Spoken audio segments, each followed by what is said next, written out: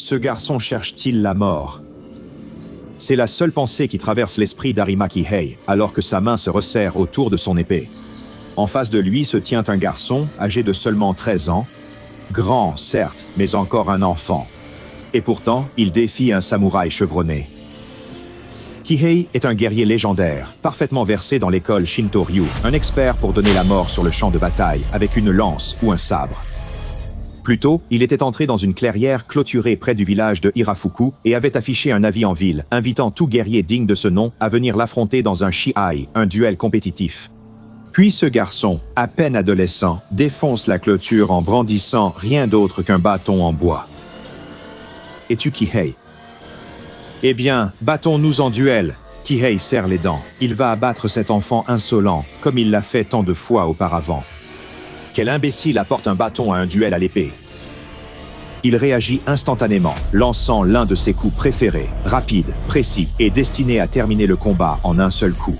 C'est le genre d'attaque qui a déjà mis fin à d'innombrables adversaires, mais cette fois, elle rate sa cible. De peu, la lame fend l'air à quelques fractions de centimètres du corps du garçon. Cela aurait dû suffire à en finir, suffire à lui faire peur. Au lieu de reculer, le garçon avance encore. Au début, Kihei pense que c'est du désespoir, puis il se rend compte que le garçon réduit la distance exprès, s'approchant de plus en plus. Kihei n'a plus l'espace nécessaire pour manier son épée correctement. L'avantage sur lequel il comptait disparaît en un instant. Avant qu'il réagisse, le garçon se précipite, entoure Kihei de ses bras et le serre dans une étreinte d'ours. Avant que Kihei ne saisisse sa lame de tantôt pour attaquer de près, le garçon se baisse. Il enfonce violemment son épaule dans le ventre de Kihei, arrachant le samouraï du sol et le projetant tête la première sur la terre. Kihei tente de se relever, mais tout tourne autour de lui. À travers sa vision brouillée, il distingue à peine le garçon ramasser son bâton et s'approcher. Un craquement assourdissant retentit, puis une douleur fulgurante explose sur son front, et le garçon ne s'arrête pas. Il frappe Kihei à terre à la tête avec son bâton, encore et encore, brisant son crâne, couvrant sa robe d'éclaboussures rouges et de petites projections de chair rose. Le crâne de Kihei cède sous la force du dernier coup du garçon, exposant une cervelle luisante au soleil indifférent. Le samouraï vomit un geyser de sang et meurt pendant que le garçon nettoie son bâton et, sans aucune cérémonie, s'en va. Ceci est le premier duel de Miyamoto Musashi, le plus grand et le plus brutal des duellistes samouraïs de toute l'histoire, ou comme on l'appelle au Japon, Kensei, le saint de l'épée. Certaines personnes naissent à la mauvaise époque, mais Miyamoto Musashi, né Shinmen Musashi no Kami Fujiwara no Genshin, n'en faisait pas partie. Lorsqu'il est né, en 1584, le seigneur de guerre Oda Nobunaga avait commencé la tâche brutale d'unifier le pays après des siècles de conflits pour être assassiné 2 ans plus tard. C'était en pleine période Sengoku, une époque chaotique et violente. La forge idéale pour façonner un homme chaotique et violent. Le combat était dans les veines de Musashi. Il était né dans une famille noble du village rural de Miyamoto, avec des ancêtres issus d'une branche de la célèbre clan Akamatsu de la province de Harima. Son grand-père était un samouraï, et son père, Munasai, était aussi un samouraï, tous ayant servi de grands hommes puissants et leur cause. Et cela, de par son droit de naissance, faisait de Musashi un samouraï lui aussi, une classe vénérée, et les seuls au Japon autorisés à porter 2 sabres à la ceinture, un long et un court. À une époque antérieure, les origines de Musashi lui auraient peut-être permis de mener une vie privilégiée, mais durant les années sombres des campagnes de Hideyoshi, il se retrouva jeune samouraï sans maître, un ronin. Sa mère était décédée, et son père l'avait abandonné alors qu'il n'avait que 8 ans, le laissant aux soins de son oncle, un prêtre. Nous ne saurons jamais pourquoi la soif du combat brûlait avec autant d'intensité dans le sang du jeune Musashi, si c'était quelque chose avec lequel il était né, ou une force qui s'était emparée de lui, comme l'esprit d'un Oni vengeur. Nous savons que lorsque Musashi a débuté sa quête pour devenir le plus grand duelliste de l'histoire, il n'a jamais arrêté. Maltraiter Kihei n'est qu'un échauffement pour le jeune Musashi. Peu après sa première mise à mort, il entame son pèlerinage de guerrier, tradition des Ronins. Il parcourt la campagne japonaise à la recherche de nouvelles techniques et d'adversaires dignes à vaincre. Miyamoto Musashi écrira plus tard que pour être un samouraï, il faut maîtriser l'art de la mort, vivre chaque instant prêt à mourir et atteindre une concentration totale au combat. La rumeur commence à se répandre au sujet du jeune Ronin qui abat quiconque se trouve sur son chemin, bien qu'il n'ait que 16 ans. Akiyama, un samouraï de la province de Tajima, considère le jeune Miyamoto Musashi comme rien de plus qu'une autre victoire potentielle à ajouter à son palmarès. L'honneur d'un samouraï est sa fierté et sa joie, et cet honneur se mesure au nombre de duels remportés. Ce n'est pas seulement une question de fierté. Un samouraï honorable, réputé pour ses victoires, a plus de chances d'être remarqué et engagé comme vassal par un puissant seigneur, ce qui lui garantit richesse et sécurité. Il s'approche de Musashi et Tajima pendant ses errances et le défie en duel. Cela devrait être vite réglé, pense-t-il, en dégainant son long sabre. Ils restent tous les deux immobiles pendant un moment de tension. Aucun des deux ne veut être provoqué à faire le premier mouvement. Celui qui attaque en premier, s'il échoue à tuer son adversaire immédiatement, en paie presque toujours le prix. Mais malgré la réputation d'Akiyama en tant que stratège compétent, sa fierté le ronge. Il ne peut pas sembler intimidé par un morveux qui n'arrive pas à la cheville de son père. Akiyama se lance à l'attaque avec un cri de guerre sauvage et brandit son épée longue, mais le style de combat audacieux de Musashi le déstabilise. Il esquive la lame et s'approche, éliminant tout avantage de portée que l'arme d'Akiyama aurait pu lui offrir. D'un seul coup de son épée, Musashi ouvre le ventre du samouraï rival, laissant ses entrailles se répandre. Alors qu'Akiyama tombe à genoux, déjà mourant, Musashi continue de marcher. Sa deuxième victoire, sa deuxième mise à mort. Mais c'est un combat si insignifiant pour lui qu'il n'occupera plus tard qu'une seule ligne dans son livre sur l'art du samouraï, écrivant simplement « Quand j'avais 16 ans, j'ai abattu un stratège habile, Tadashima Akiyama ». De plus grandes batailles arrivent. Miyamoto Musashi allait développer un style qui définirait sa vie et sa carrière de sabreur. Niten Ichiryu, l'école de la stratégie des deux cieux ne faisant qu'un. Ce style, inventé par Miyamoto Musashi, repose sur la conviction qu'un samouraï doit toujours manier à la fois son long et son court sabre au combat. Non seulement cela vous permettra d'affronter plusieurs adversaires à la fois, mais cela vous permettra aussi de combattre des adversaires à n'importe quelle distance. Au début d'un combat, ou si l'ennemi fuit, vous pouvez le frapper avec un long sabre. Si l'ennemi passe votre garde et s'approche, vous avez votre épée courte, prête à vous défendre et à riposter. Cette technique lui sera très utile lors de son prochain défi, quand il participera à l'une des batailles les plus brutales du Japon. Le shogunat Tokugawa commença à prendre le pouvoir, et la période Edo débuta véritablement en l'an 1600. On pense généralement que Musashi, alors âgé de 17 ans, a combattu lors de la bataille de Sekigahara sous les bannières du camp perdant.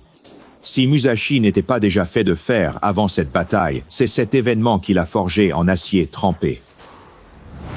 C'est une journée d'enfer pur sur le champ de bataille de Sekigahara. 30 000 hommes vont mourir pendant que Musashi lutte pour rester en vie.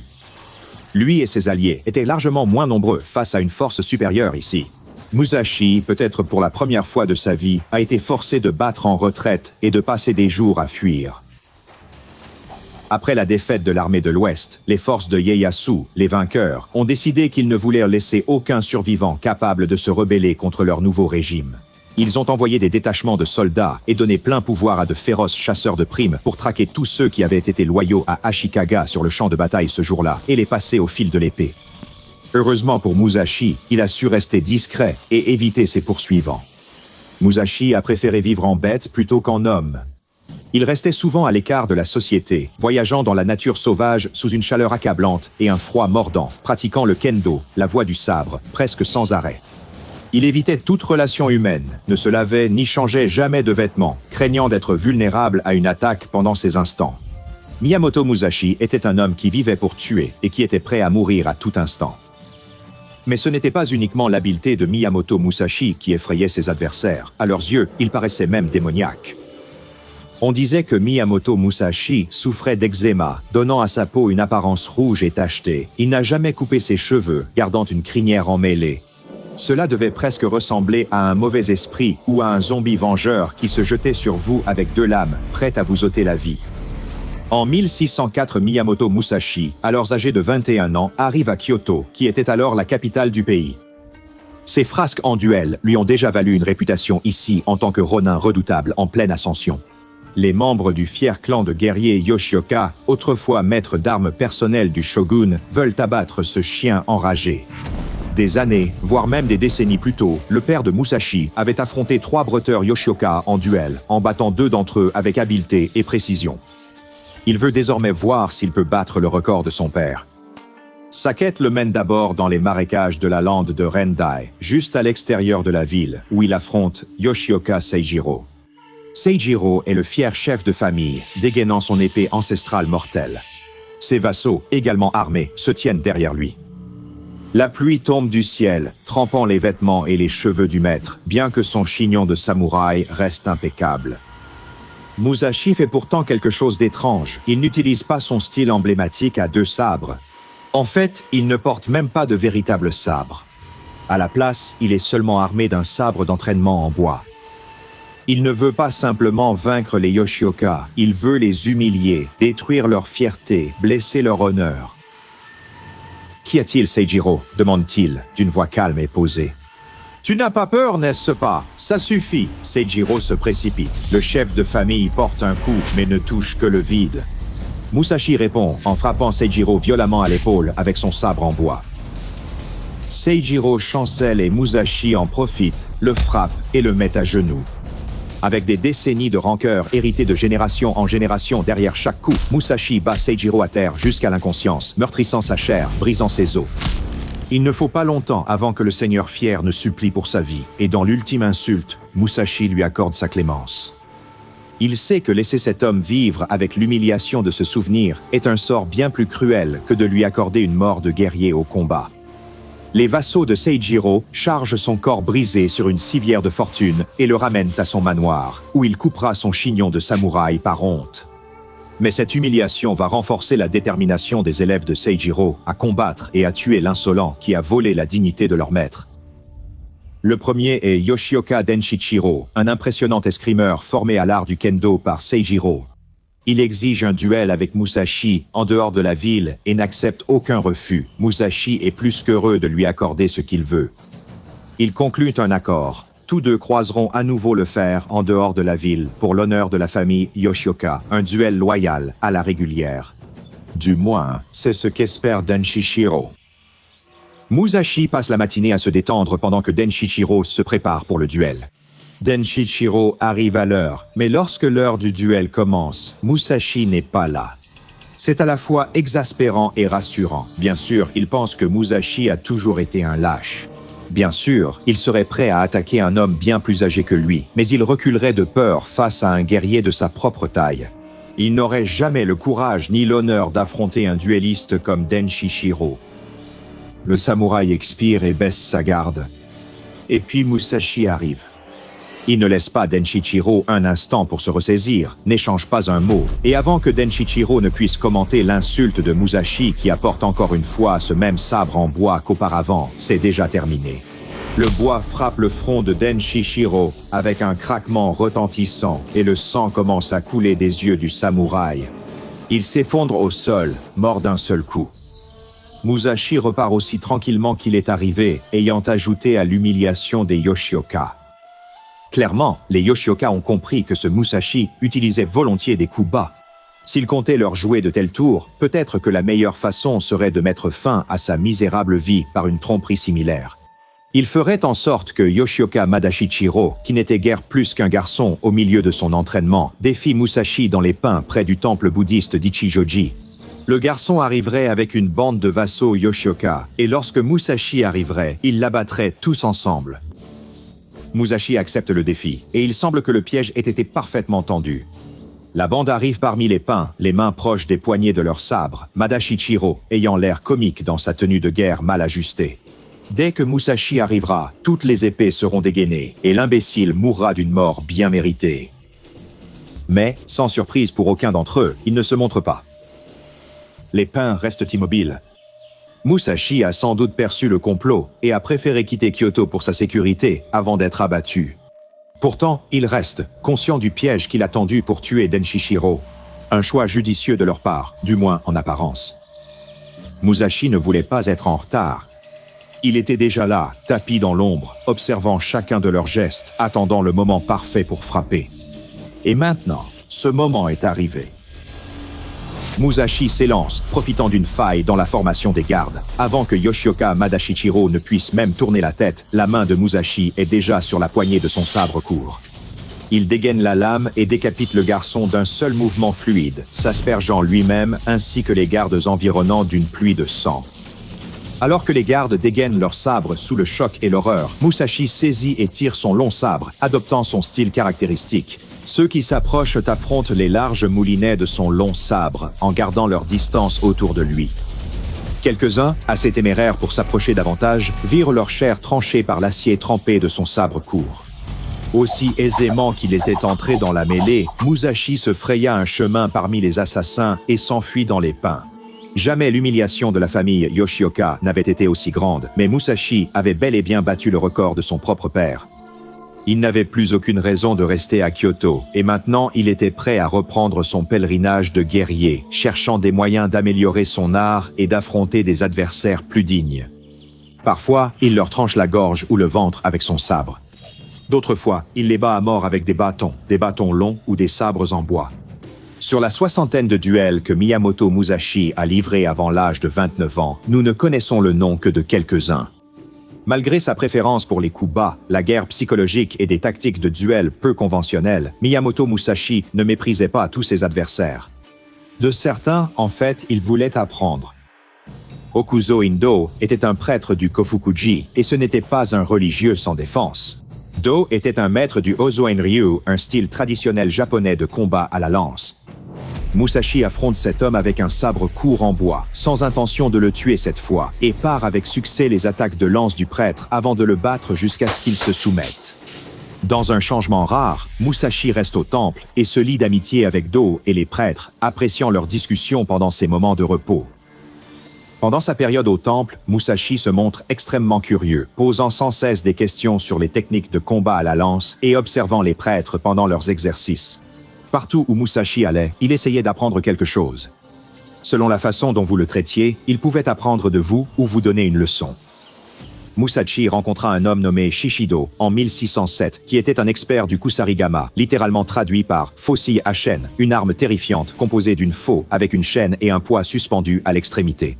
Musashi était assez célèbre pour attirer des guerriers comme celui-ci, qui espéraient tirer profit en le tuant. Shishido l'a donc approché avec un groupe de vassaux, prêts au combat.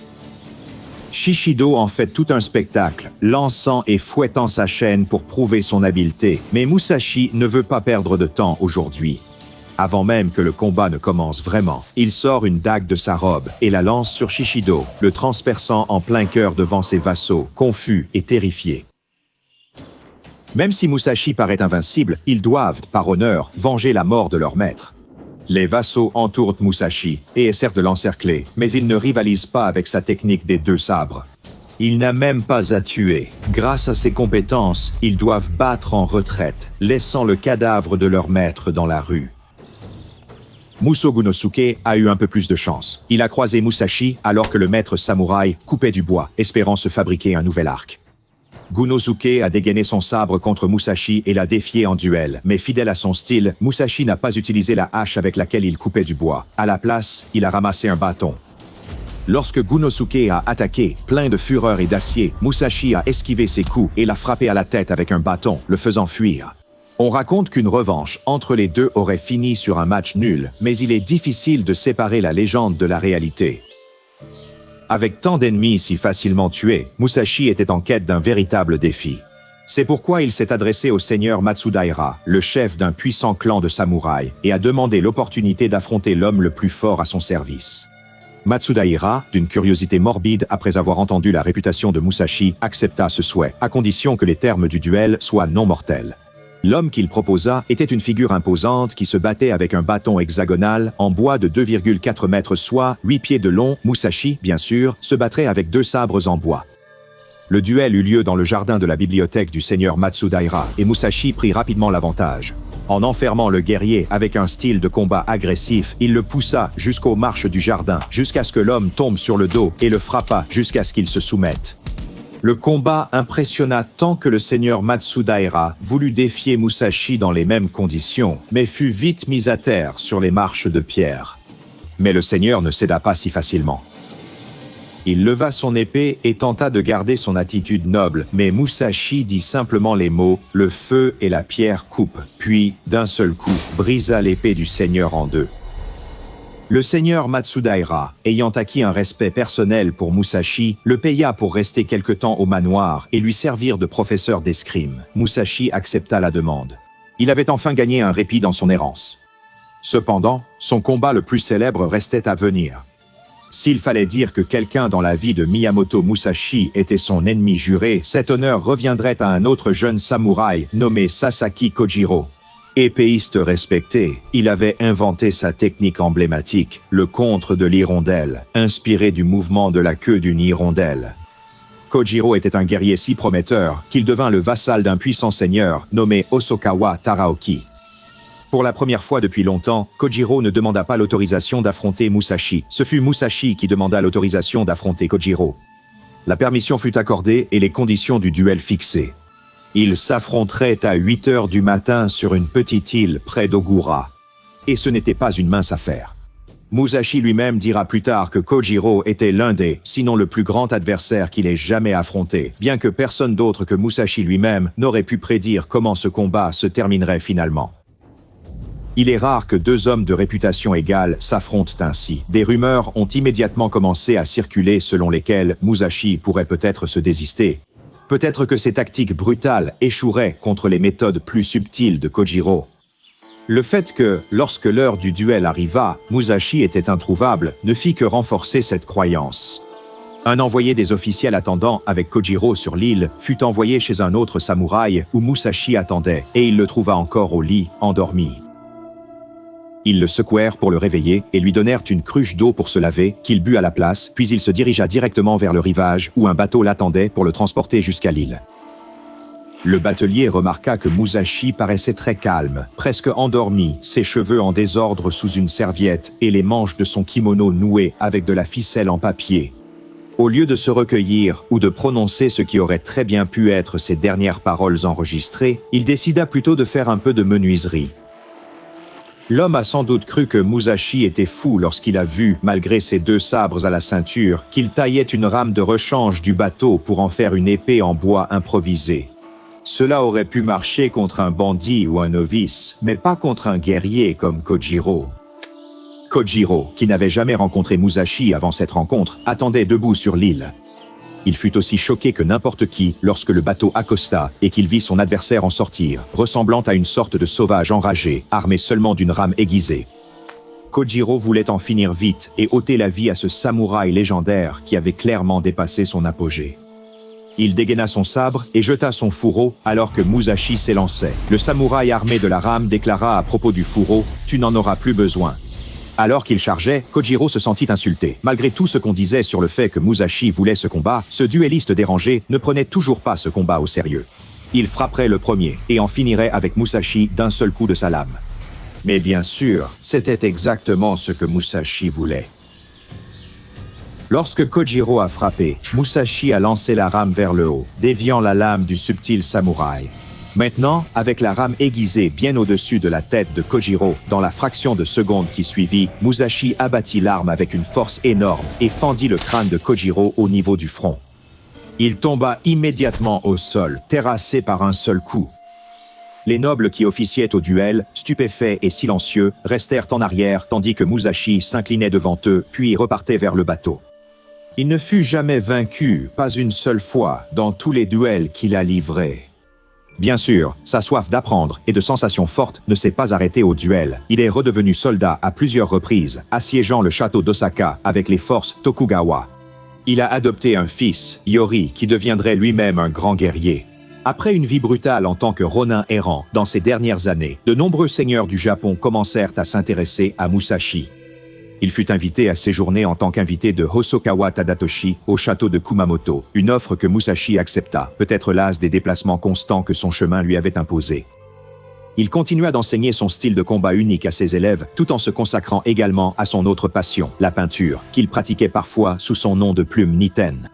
Il se lança aussi dans la métallurgie comme loisir et, après avoir attiré des milliers d'élèves admiratifs, il fonda une entreprise fabriquant des gardes d'épée.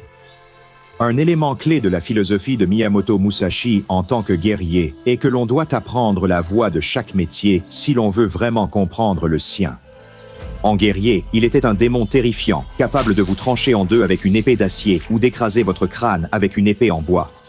En matière de curiosité et de soif de savoir, il restait comme un enfant curieux, même bien après la cinquantaine, jusque dans sa soixantaine. Ce n'est que lors de son séjour dans la grotte isolée, où il choisit de consigner toute une vie de sagesse guerrière dans son œuvre intemporelle, le livre des 5 anneaux, qu'il trouva enfin un adversaire qu'il ne pouvait pas vaincre. Le cancer. Il s'éteignit paisiblement le 13 juin 1645. Mais c'est dans la mort qu'il devint véritablement le saint de l'épée, et ni cela, ni les siècles qui se sont écoulés depuis, n'ont pu espérer ternir l'héritage de Miyamoto Musashi en tant que plus grand samouraï ayant jamais vécu, appris et donné la mort au Japon.